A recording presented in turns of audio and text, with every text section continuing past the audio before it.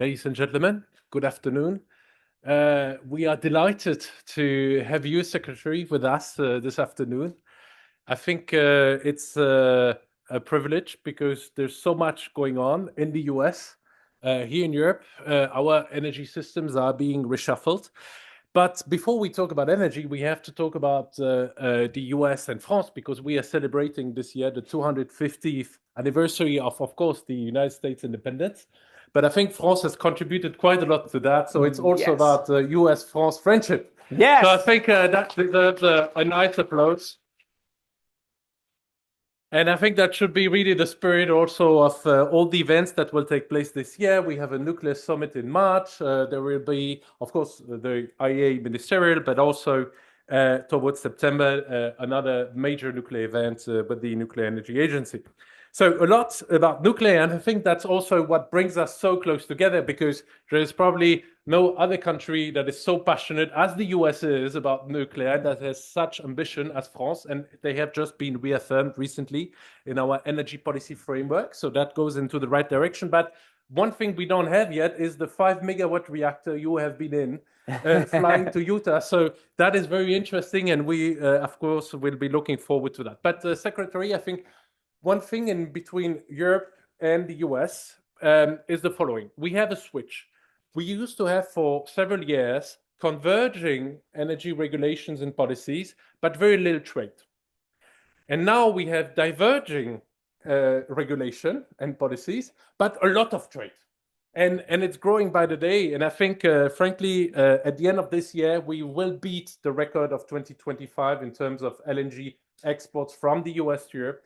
Because if I look at the storage levels this year here in Europe after the winter, they will be so low that we will need to import much more US LNG. So we are probably going to hit close to 85, 90 BCM of gas by the end of this year. So it's remarkable. That would mean that basically US could supply up to 70% of Europe's LNG. And we are interdependent because obviously you don't have anywhere else to send that LNG. And we need this LNG equally because we have no other options around, or they are very complicated. So a lot is happening, but we have so many common challenges. The grid build out. We have to ramp up manufacturing of power electronics. We have to find the people to operate all these new infrastructure, to do all these investments. We have to bring more women into the energy sector because otherwise it won't work. I think we have to mobilize the insurance companies to insure all these new infrastructure, the data centers, the new nuclear power plants, etc., etc. So basically, that also brings us together. How do we address all these common challenges together? So a lot to discuss, Secretary. Very, very happy that you joined us this afternoon. I invite you to take the floor. You have some remarks to deliver us, and then we'll have a conversation and take a lot of questions from the floor. Yes, thank you. Thank you. Thank you. Thanks so much. Please. So fantastic to be here. And yes, as my friend and colleague, Secretary Rubio said, we are children of Europe. The United States relationship with the nations of Europe is our longest and most important relationships.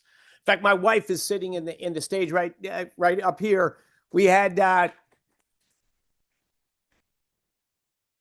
lunch with one of our cousins today who's French. Her family is from Switzerland and France. My family, my descendants a ways back are from England, but that's what Americans are. The Industrial Revolution, the Renaissance, the Enlightenment, the age of scientific discovery, all of that started here in Europe. I'm a lover of scientific advancement and progress. And, my youth was reading about European scientists, European philosophers, European political organization, and leading ultimately to the modern world. So, yeah, I come in that very positive thing. But we diverged. We diverged in 2010 on energy. If you look back in the year 2010, energy prices were a little bit higher in Europe than in the United States, but not a lot, actually. Even at diesel, gasoline, electricity, just a little bit of divergence. In 2010, the United States was 25% of global consumption. And the European Union, the nations that then can encompass the European Union, were 25% of global consumption. Little larger population, little bit lower per capita income. Today, The United States is 28% of global consumption, and that same nations are about 17% of global consumption. We've had very little to no economic growth in dollar terms in the EU in the last 17 years. Man, I lament that. Like these are awesome countries, awesome businesses, awesome humans, awesome educational systems. But by making energy more expensive and unreliable, it's led to a deindustrialization, a lack of investment, and a harder to make ends meet. President Trump brought to Washington and to the United States for energy policy, he brought back common sense and humanism. You get energy wrong, almost nothing else matters. President Trump's an East Coast real estate developer. He's not an energy guy, but he instinctually gets energy. That the answer for America, and he believes for the world, all nations of the world, it's not just an answer for America, is more energy, massively more energy of all kinds that are affordable, reliable, and abundant. My whole life, the goal was America's got to be energy independent. We've got to produce more energy than we consume, which we last did in the mid-1950s, long before I was born. That was our goal. And when I first met President Trump, talked energy, I was like, and we've achieved it. He's like, well, that's the wrong goal. It's not energy independence. It should be energy dominance. We should produce so much energy that we can reshore all the industries we pushed overseas to Asia, as European nations did, even to a larger extent. We should be able to reshore those. We should be able to win the race in AI. And we should have so much energy that we can export it abroad to all our allies and friends abroad that today depend on hostile or unreliable powers. That was his vision of energy. Lots of energy, drive down prices, increase wages, increase opportunity. But in short, energy is life. The absence of energy is death, is despair, is poverty, is reduced opportunity set. To me, energy should be about two things. It's about humans and it's about math. Humans, because the only reason we consume energy is to make human lives better, and math. Are we investing in an energy source that will make energy lower cost, more affordable, more reliable, and expand opportunities? Or does the math make energy more scarce and more expensive and reduce the quality of human life?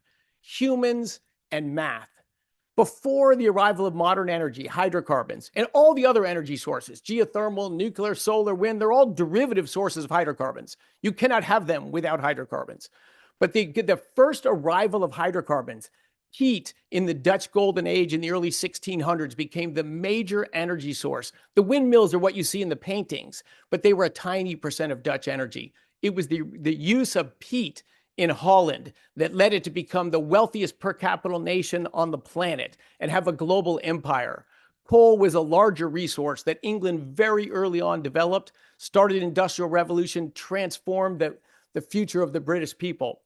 Hydrocarbons transformed global life expectancy from 30 years all around the planet throughout all of human history until about 2 years ago to today, global life expectancy at birth is 73 years.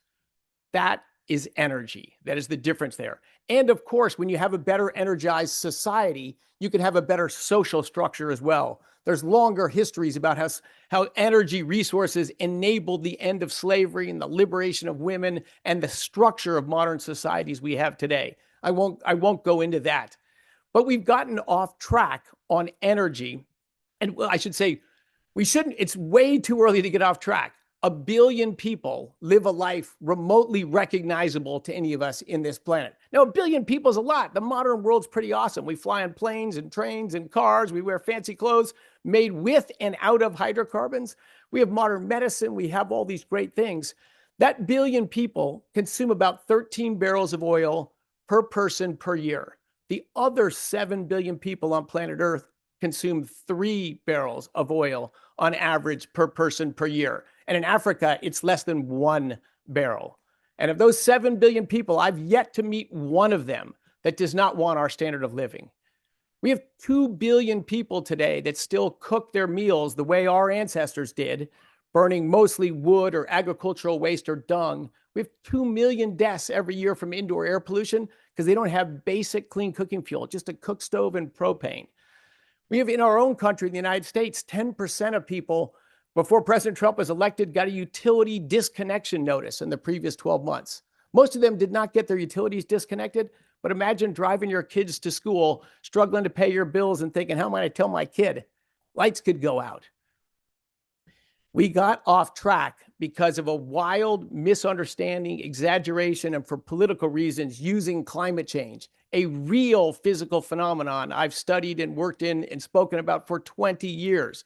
It is a real thing, but it has gotten so ridiculously out of whack that we've driven policies that have just driven up energy, driven deindustrialization, and made our countries geopolitically weaker.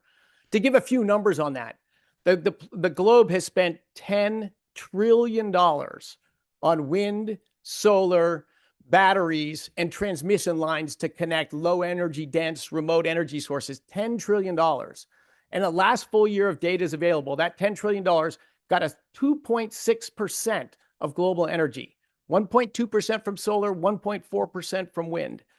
And that 2.6% actually is a very low value, 2.6%, because it's intermittent. And it's in the electricity grid where you can't have intermittency. You have to deliver firm electricity. So its impact of a modest amount of energy has to drive up electricity prices. 28 states in the United States have renewable portfolio standards. On average, they have 50% higher electricity prices than the other 22 states. And of course, in Europe, you've far surpassed even California. France has been a star, but if we look to Germany and Denmark and United Kingdom and people that have embraced the climate movement to an extreme, they've just driven prices so high that they produce meaningfully less energy and meaningfully less electricity today than they did 17 years ago. So they've driven the price up and the quantity down, and the economic and geopolitical consequences are there for all to see. And what was this all in the name of, right? It was, if you spend $10 trillion and you only change 2.6% of the energy system, you're not solving climate change. You're not changing global emissions. In fact, when the IEA, International Energy Agency, was formed 50 years ago after the Yom Kippur War, we got about 83% of global energy from hydrocarbons. Last year, we got about 83% of global energy from hydrocarbons. That's oil, gas, and coal. And what was the largest source besides that 83% from hydrocarbons? It was the same 50 years ago as it was today, wood. Wood, fortunately, has gone down from 12% down to only a little less than 6% today. Thankfully, that's declined. That's the biggest health impacts. But it's still twice wind, solar, and batteries combined. So we need to be sensible about energy. We say it's in the name of fighting a crisis. Well, deaths from extreme weather last year, among the lowest ever recorded. All the years of below 10,000 deaths globally from extreme weather have been in the last decade. 100 years ago, 500,000 people a year on average died from extreme weather in a population 4 times less than today's population. The risk of extreme weather has never been lower than it is today. That's the human risk. You can say, wow, the economic toll, that's what's disastrous. If you correct inflation-adjusted losses from extreme weather events, they've declined about 20% over the 30, 35 years that we have a good data set at. Also, downward trend. If you look at the Intergovernmental Panel on Climate Change reports on hurricanes and floods and droughts and tornadoes, all of them are no trend. They're scary, real things, but they're not increasing, despite the media and politicians repeatedly saying it. So climate change is a real thing, but we should be thoughtful and reasonable about it. But the way to a better world for our citizens and for the planet as a whole is just massively more energy resources from wherever is affordable, reliable, and secure, outside of hydrocarbons, which are, man, I went to college to work on fusion energy. I went to graduate school to work on solar energy. I worked on geothermal energy right after it. I was late to the hydrocarbon game. My life has been about other energy sources, but it is very hard to compare what you can get from hydrocarbons in a cost, flexibility, reliability, security perspective. Nuclear is the technology out of those three that I think has the greatest growth potential, because it can produce not just electricity, but also process heat. I'll end with that last data nerdy point. 20% of global primary energy is delivered via electricity wires. It's cool. It's great. We use it for AI. We use it for all of this. Electricity is awesome. but 20% of global primary energy arrives via electricity wires. The biggest use of energy is from manufacturing, is to make materials. So we can make buildings and cars and planes and internets and data centers. Almost half of energy is used to manufacture materials. And the key part of that energy is high temperature process heat. We get that only from burning wood, oil, gas, or coal.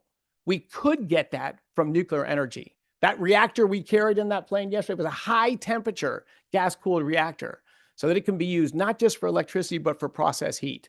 So to me, we got to return the focus on energy and climate change to humans and math, and grow our alliance and partnership technologically, economically, and militarily between the United States and Europe. Thank you. Wow, that was a breathtaking food for thought, Secretary. Thank you so much. I got to stir the pot. Yeah, well, I think that was really successful. If I may start, and we'll then collect immediately questions, but perhaps two to start with. And one is, as I said in my remarks, we are now your biggest LNG customer. So all of us in Europe. So as the biggest customer, of course, we are very interested in your future ability to produce. And so what is exactly the equation that you see for your natural gas exports? Because on the one hand, you have the domestic supply, which is increasing, but at the same time, domestic demand is increasing as well, notably for power generation. At the same time, you are planning a lot of new authorizations for new LNG export plants. And in a way, where do you see that going? Do you think that you will be able to export full steam, flat out, and maintaining low prices in the US and serving your needs? Also, possibly exporting to Europe, but how about Asia? Is that in your scope? And when looking into where you've been traveling, a lot to Europe, a lot to the Middle East, not so much to Asia, if I'm not mistaken. So would you consider also a strategy perhaps to try to push out some coal in Asia to place more US LNG because that's performing and it's safe and it comes from you? And the second question on the grid aspect, because frankly, both in Europe and the US, we have terribly underinvested into grids. I mean, that is for sure, as we say here. And now the issue is, how are we going to really live up? Because demand is increasing so fast, but grid development is very challenging. So what's your magic recipe for that, if you have one? Or is it more decentralized power generation using, for example, those small microreactor that you've been just installing? So the last question's complicated. I love it, but I'll come back to it. But regarding natural gas, because I do get asked that question a lot in Asia and in Europe and here, is the US going to have enough natural gas?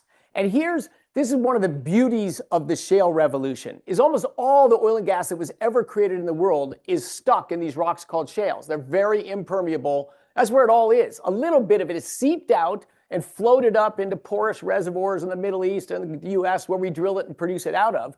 But the vast majority of it's still in the source rocks. So the shale revolution was we figured out how to get natural gas straight out of the source rocks. And the size of the resources are absolutely enormous. Like only a tiny percent of the shales in the United States are even drilling and developing. Because we found the few best ones, or what we think are the best ones. We may find some other ones better later, and we're producing from those. But if you go back just 20 years ago, the United States was the largest importer of natural gas in the world. And we were running 1,200 rigs drilling for natural gas. 1,200 rigs, we were the largest importer. Today, we're by far and away the world's largest exporter, and we're running 120 rigs for natural gas. A 90% decline in the number of rigs we have drilling to produce natural gas. We've more than doubled our production and become the world's largest exporter. So they say, we're a very big exporter of natural gas right now.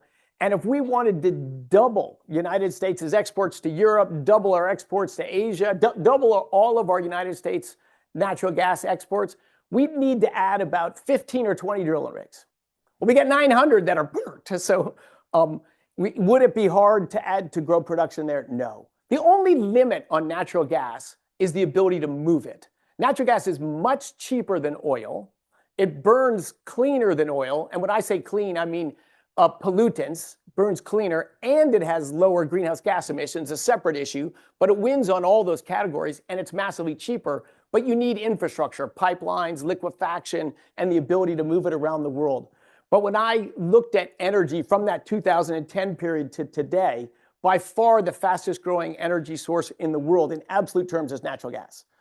Coal and oil are second and third, but natural gas is the fastest growing energy source. You go back 50 years ago, as he said, we got 83% of our energy from hydrocarbons. Today we get 83% of our energy from hydrocarbons. But over that 50 years, oil's grown a little over 1% compound annual growth rate. It's the most flexible, but the most expensive. Coal's grown 2% compound annual growth rate. It's much cheaper, but still easy to transport, but not as flexible. Natural gas has grown 3% compound annual growth rate. And the future probably will grow much faster if we can build the infrastructure to move it. So yeah, can we continue to supply Europe at very low prices? Absolutely, for as far as the eye can see. So that's good news.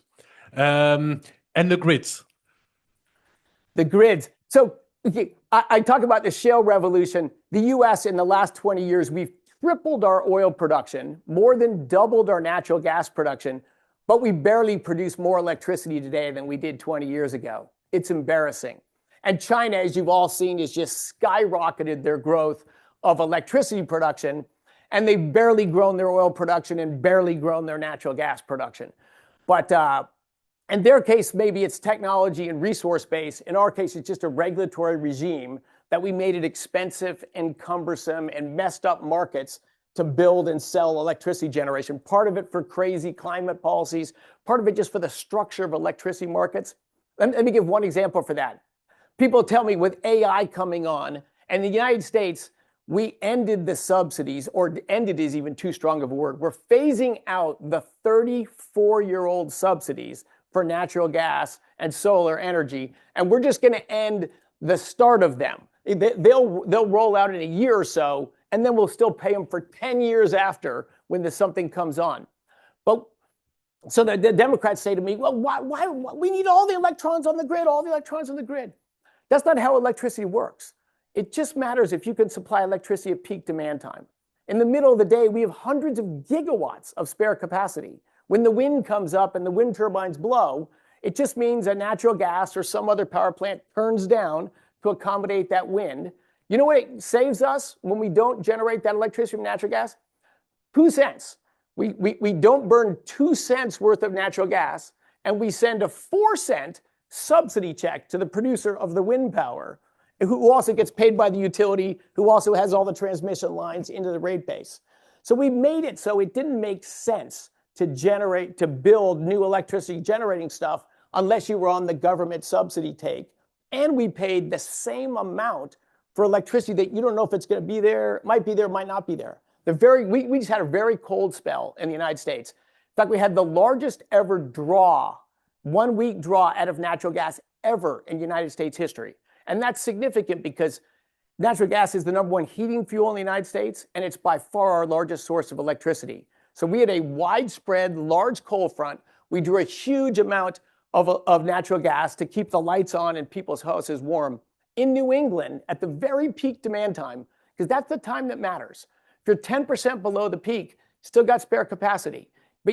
And you could put a data center on if that was the peak, but you have to be there at the very peak demand time. At the very peak demand time in New England, wind, solar, and batteries were 2% of New England electricity. Burning trash and wood was 3%. You know, a lot of days it's windy, but when you get a high pressure cold front sitting there in the wintertime, which is increasingly when we have peak demand times, there's no solar and there's very little wind. So you have to have all the other generation capacity. The United States grid runs on nuclear, coal, and gas, and some hydro, but we're not developing any new hydro. But essentially we are gas, coal, and nuclear. It's gas, nuclear, and coal in that order in total electricity generated in the United States. But at peak demand during all these storms, it was gas, then coal, then nuclear, because coal could ramp up a lot when we needed a lot of electricity. Nuclear was reliable, steady Eddie, very flat during that. Wind power in those 4 cold days, so not just the peak moment, but so we had windy periods throughout all that. There was low pressure systems moving around. So we got a fair amount of wind power, but 40% less than we got at the same week last year. So if you get to peak demand time and your output consistently goes down, that's not very valuable. Yes, and then you need obviously storage, battery, or demand side flexibility that can also come into play. And yeah, that we have might help. 3 or 4 minutes of battery storage in the United States. Take all the batteries in the United States, including in all the electric cars, we can store our electric grid output for 3 or 4 minutes. Yes. So the storm was several days. So, but battery costs are down, so you can put even more. But definitely, there is a role for batteries to move electricity and shave that very highest of peaks, but they're orders of magnitude away from being meaningful energy storage for the ebbs and flows of demands. But so did we also find out in Europe that in deep winter times, well, solar panels are covered by snow and you have less wind, obviously. So the flexibility issue is the same. And so hence, we are going to build a few gas peaker plants, notably in Germany. And I think that makes a lot of sense in these circumstances. Can I ask the room for questions? I'm sure you have many. Just raise your hand, or in the back and here in the front. So we'll start in the front and then we'll move in the back. So 2 here and then 2 there. Yes. Secretary Wright, it's an honor to welcome you in Paris, and thank you so much for selecting Orano, for supporting the US objectives to restore its domestic enrichment capacity and to stop its reliance on Russia for the import of enriched uranium. Also, thank you for that partnership. Yeah, thanks so much, Secretary Wright. Also, I would like to applaud you and your team for launching this RFI for the nuclear life cycle innovation campuses. As you know, also Orano, we've been the Western world leader in reprocessing and recycling. We've done it for 60 years. And we're currently in discussions with several states in the Midwest, on the East Coast, to help them answer this RFI. So I would like to know your vision regarding reprocessing. What are the next steps to see the United States restore also its reprocessing and recycling capacity, as they had started back in 1944, to convert these 95,000 metric tons of spent fuels from a liability into a significant asset for national security and energy dominance? So fantastic. So I should say as well, Orano is a French company and a fantastic company. The whole suite of nuclear technologies. We have let too much of our nuclear industry atrophy in the United States, and we're trying to stand it back up. And we have many efforts in that front. And Orano is a key partner in doing just that. We banned reprocessing foolishly way back in the 1970s. All the first run fuel rods are in, and we don't have permanent repositories, so they're in swimming pools or in dry cask storage. We want to have a nuclear renaissance. We got to get serious about this stuff. So we will start reprocessing, likely in partnership with Orano. We're going to reestablish uranium enrichment in the United States, some with American companies, some with our partners from France. And our idea, so in the United States, we've tried to find a permanent repository of waste, and they've had, I think, the wrong approach. They picked a place in Nevada and told everyone it will be here. Well, if you tell someone you're going to pose something on them, my answer is, no, you're not. No, you're not. And that's what everyone said. No, you're not. And so we said, we're going to do it differently. Who wants to host a nuclear innovation campus that'll have reprocessing and fuel fabrication and enrichment and nuclear reactors? And of course, after you reprocess the remaining amounts of long-term waste that needs to be disposed, you dispose right there. Oh my God, every governor's my best friend now, beating down our door and wants to compete for this. So I think we will, through just opt-in market mechanisms, we're going to develop multiple long-term repositories for nuclear waste because we want to see nuclear grow. We see it as a great long-term energy source. Since our industry's atrophied in the short run, it's going to move slower than we like and be more expensive than we like. But if we can get volume up and innovation up and time down, we believe the costs will drive down a lot. So we are big believers in a renaissance coming in nuclear energy in the United States and around the world. And we appreciate your partnership in that. Yeah, I think that's a great success story. And by the way, we have a great underground waste disposal site in France, which you should visit because it's really state of the art. And it is a facility where all the data is freely available. So you could also learn a lot from that in the US. I was planning to visit that and the reprocessing on this trip, but calendar didn't let me do it. But they are high on my list to visit. Wow. Yeah, the French have been leaders in this area. You know, hats off to France. Excellent. A question here. Thank you. Thank you very much, Mr. Secretary, for your remark. It's great to see you again. We met in Washington at the NPC in December. We're very honored to be members of the NPC through our chairman, Andrew Gould. Yes. There's never been a Secretary of Energy in the US that knows more about oil and gas than you do from your background in the industry. My question is about oil and gas, specifically about methane. Methane is a super greenhouse gas, 80 times more the warming power of CO2. US methane emissions are being constrained to some degree by the producers in the Permian and the other tight oil and gas basins. But the aggregate level of emissions going up and regulations are being rolled back. So my question is, isn't that upside down?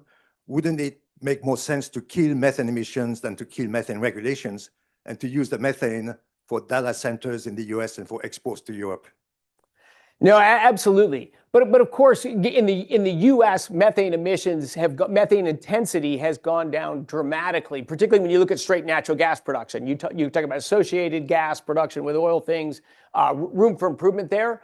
But that has continually gotten better. I was a producer in North Dakota 15 years ago, wildly different world. Those have continually gone down, but not for regulatory reasons. They've been gone down for investor concerns, employee concerns, just kind of do your right thing. We had an idea and did pass at the federal level a methane regulation that would have been a total disaster. It would have just destroyed all the small producers. Big companies love big regulation. It would have been beautiful for the big companies in our country, but it would have been ruinous. Just the compliance costs for the little guys, which meant they would have to go out of the methane business, so the big companies loved it. So we're about innovation, not regulation. I agree with you. We will continue to drive down methane intensity with better technology, with better sensing, with better measurement of stuff. I think that's a rapidly improving sector. I think the performance of the U.S. and the larger producers today in the U.S. is outstanding. But they're not like, oh, we're done. They're like, well, what's the next level? So it is driven by innovation, by shareholders, by employees, by neighbors. It's driven by social forces, not by regulation in the United States. And in fact, the CBAM rule into Europe, I think, is a huge risk because just the regulatory burden of it, I think, would stop, and the penalties associated with it would make it too risky to export natural gas to Europe. That's a loss for the U.S., but I think an even bigger loss for Europe. We got to get sensible about that. But I agree with your desire to drive down methane emissions. Maybe just different mechanisms do it, but I very much agree with your point. So that's also very good news because we need to find an arrangement between the European Commission and the United States and actually all the producers on this issue because it's important, but we have to make it operational and at hand for the companies, right? Yes. There were questions in the back, please.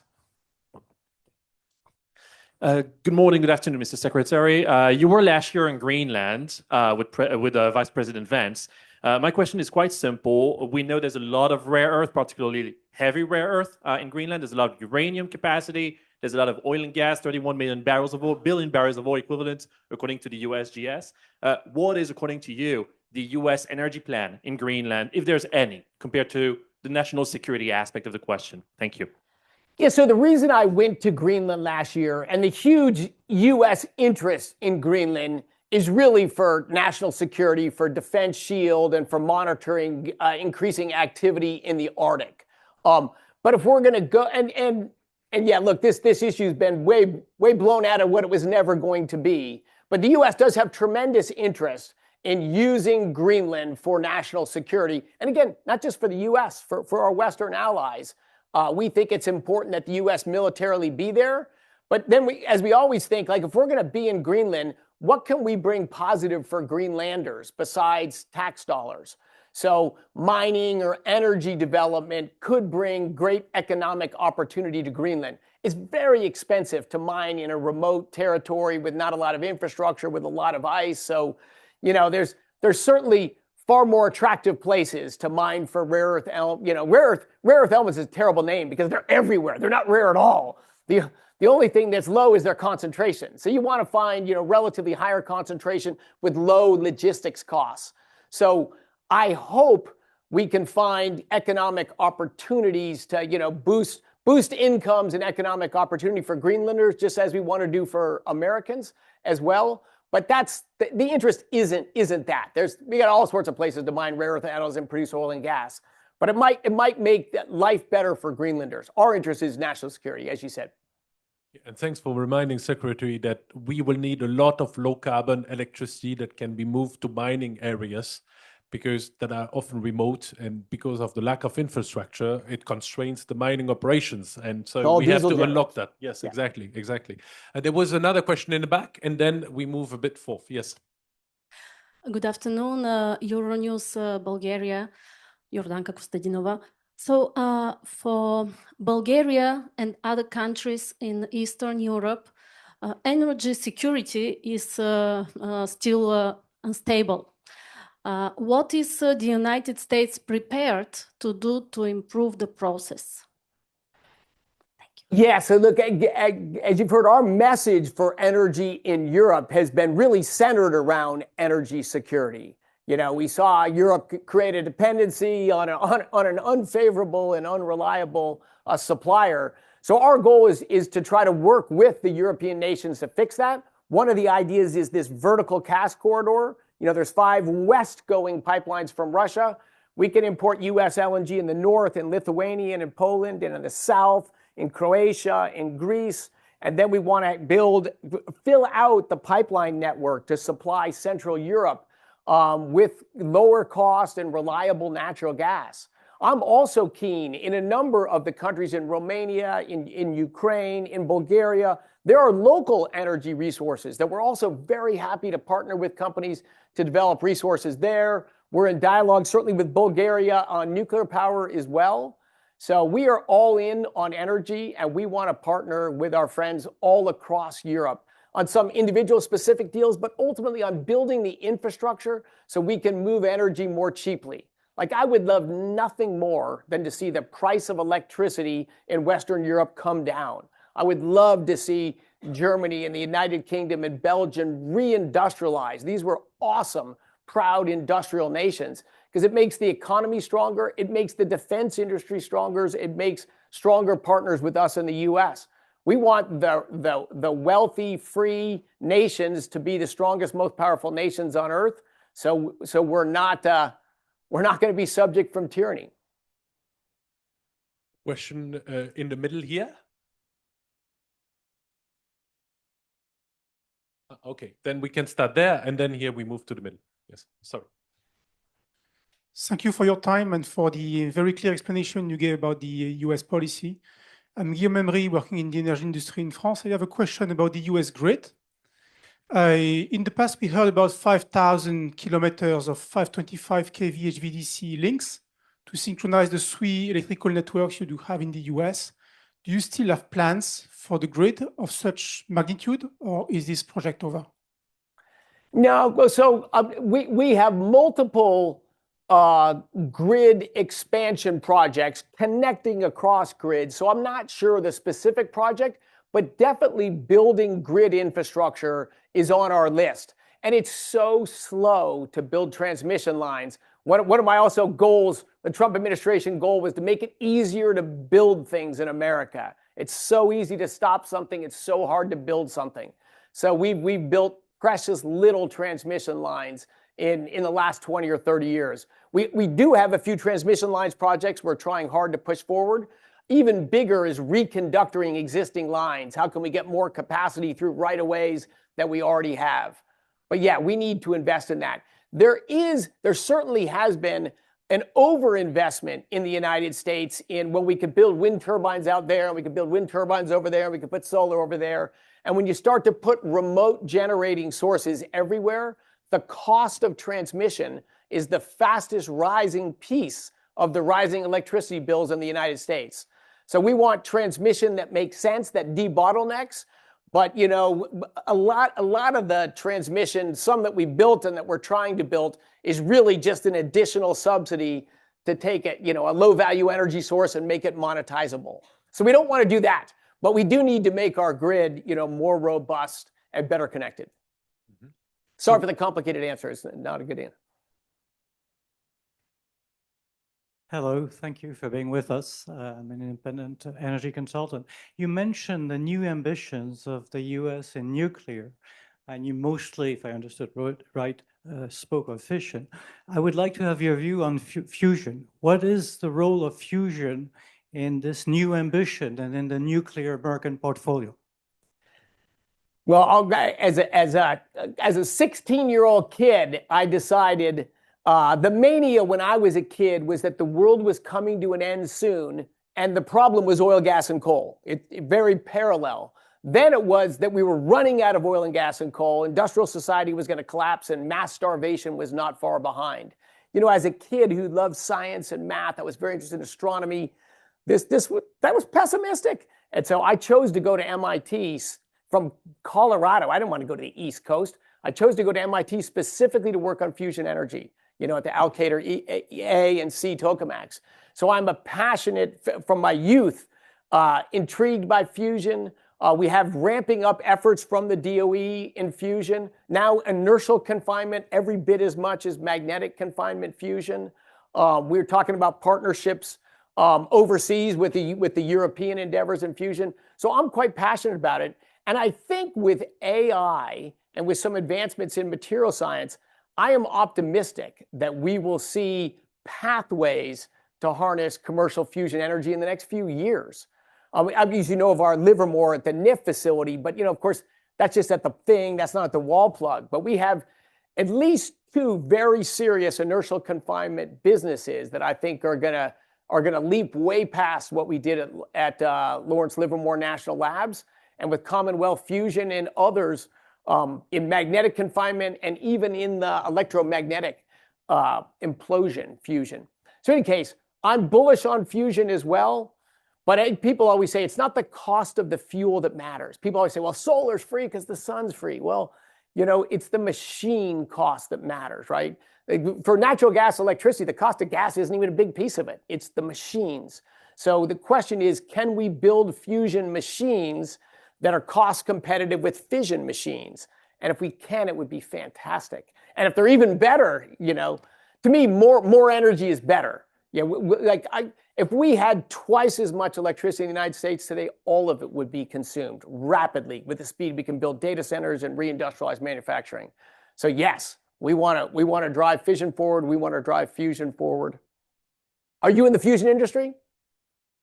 Not yet, but I can assure you. Right. I can assure you that we hosted also Commonwealth Fusion System and their European partners, and very recently, so we get acquainted to all these progress, which was remarkable. And then we have ITER, of course, here in France. Yes. And the Commissariat à l'Énergie Atomique. And by the way, Germany has a huge ecosystem. Italy has one. France has one. So one more thing in common. So I'm sure we will deliver on that. That's maybe a good news to come sooner than what we anticipated. Question over there in the back.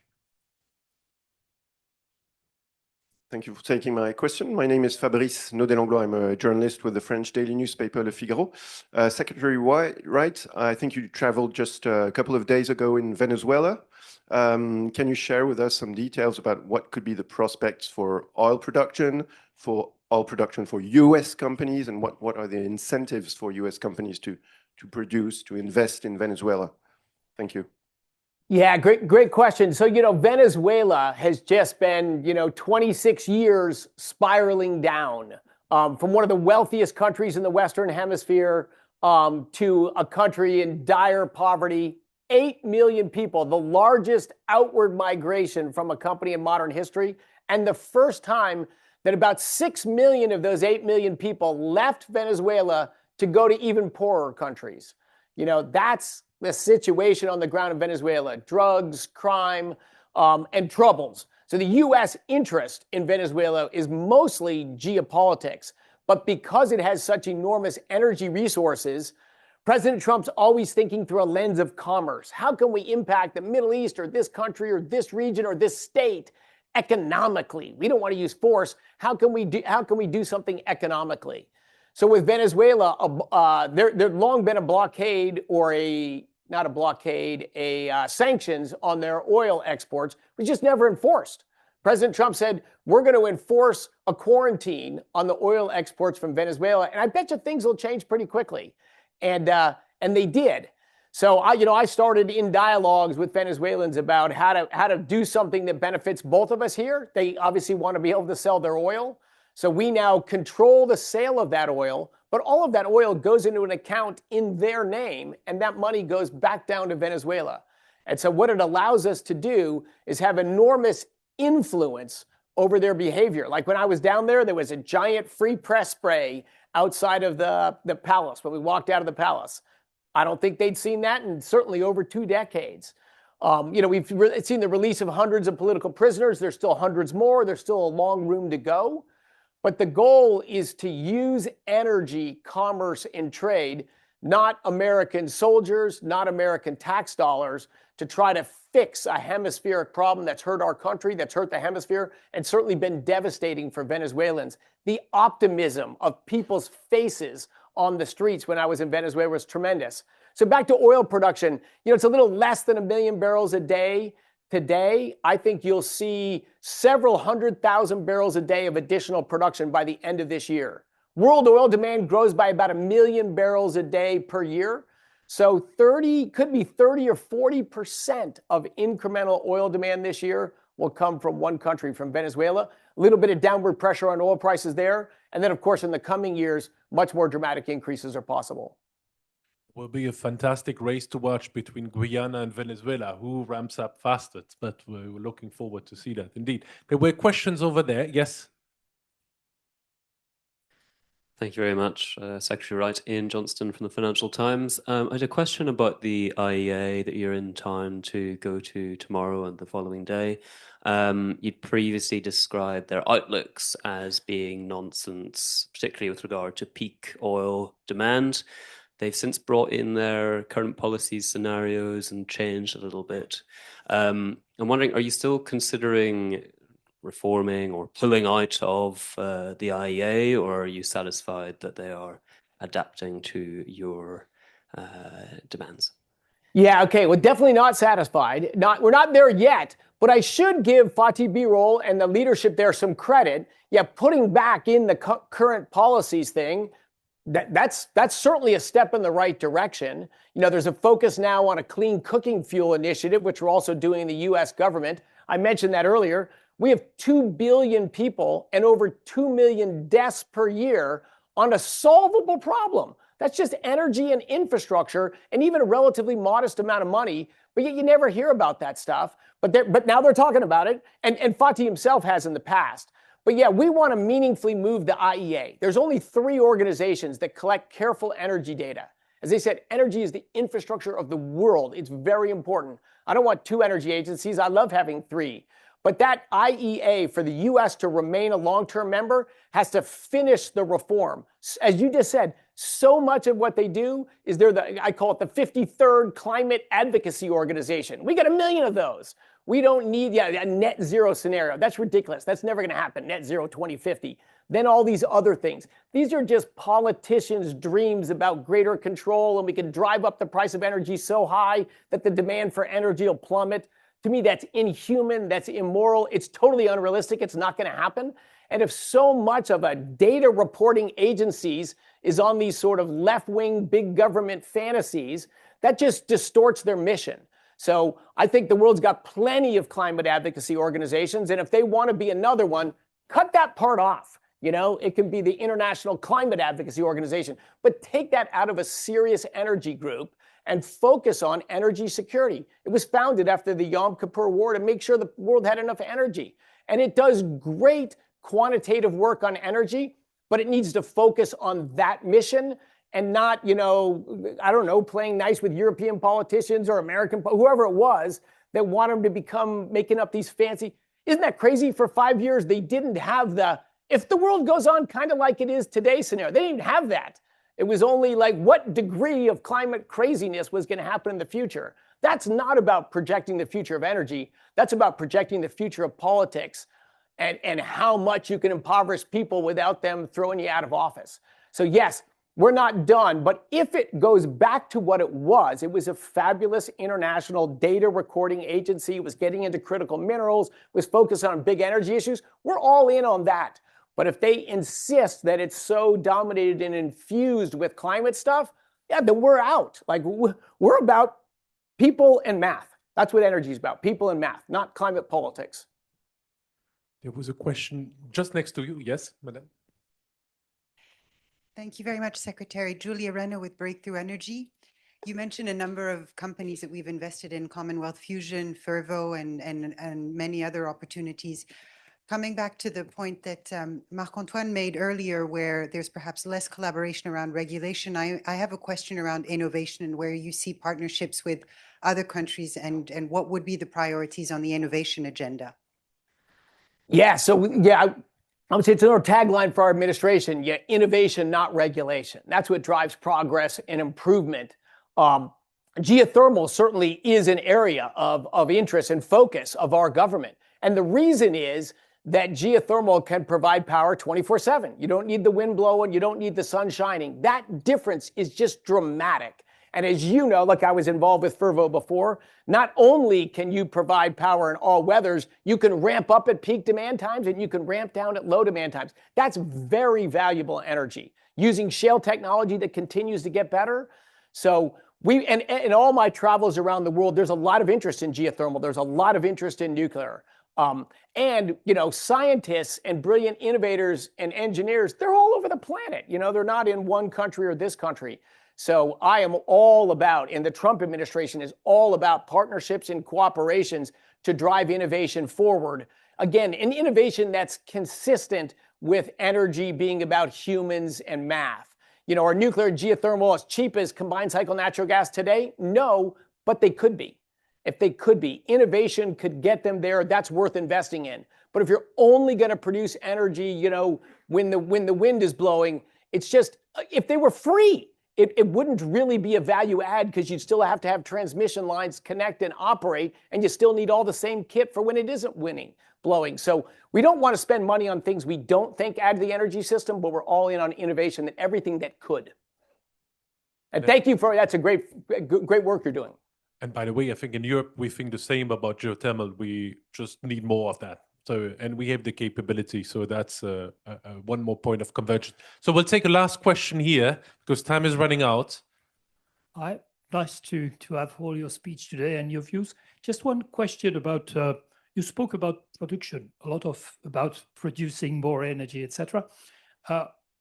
Is it not a real topic just to consider also what I call recycling, which is trying to get the best energy also from waste and things like that? And I'm thinking obviously of the aircraft industry and all what could be done around the SAF, and also all the, let's say, the waste is there and you can reuse it. It's also an innovation topic that could be dealt between the United States and Europe. So what's your views about that? Yeah, well, you mentioned SAF. I've just never seen math that looks encouraging on large-scale biofuels. But as far as waste heat and efficiency and all that, 100%, you know, to me, that's a way of getting more energy. That's just another way of getting more energy.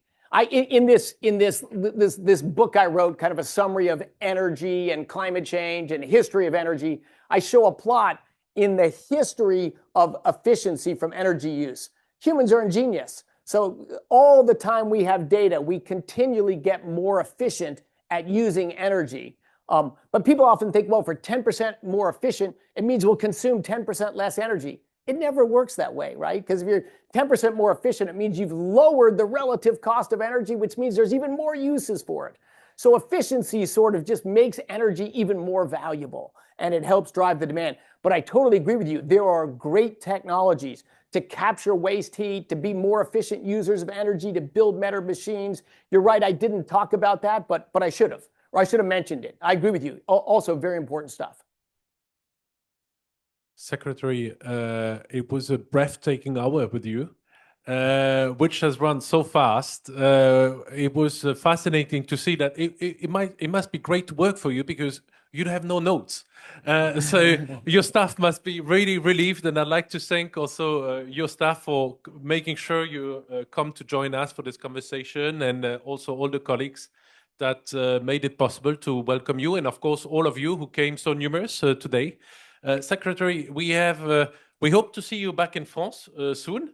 We are grateful that the IEA is still there and that you are still part of it, because that makes you come, but we hope you will be able to also join on other aspects and to come back to Ifri. And we, on our turn, I think we'll all love to come for the final, for the soccer final to New York on the 19th of July. And I think it will be France-US, that's for sure. Now, who will win? Well, I have an idea, but let's see. Yeah. France has been outstanding in football recently. So yeah, incredible team. I should have said also, of course, incredible scientific and mathematical history. Oh my God, has France produced some just unbelievable scientific pioneers that have influenced everything I do and in my life. And you also mentioned my team members at DOE. They're not the lucky ones. I'm the lucky ones. When I got this job, I've been an entrepreneur my whole life. I've never been in government, you know, so this was way out of the box. You know, I get asked to serve your country, of course. But how many people, and several of them sitting right there, that were mid-career, had kids, doing their lives, that said, hey, if you want me, I'm in. I can't believe how many people uprooted their lives, plummeted their income, and said, absolutely, I want to come help better energize the country and serve the mission. So I'm thankful and proud for the awesome partners I have. And also thankful and proud to be in this fantastic nation of France and the French people that have changed the world. And one could certainly our most important ally in our Revolutionary War and our very, very important ally in every major American endeavor. So thank you all. Thank you so much. Thank you, Secretary. Thank you.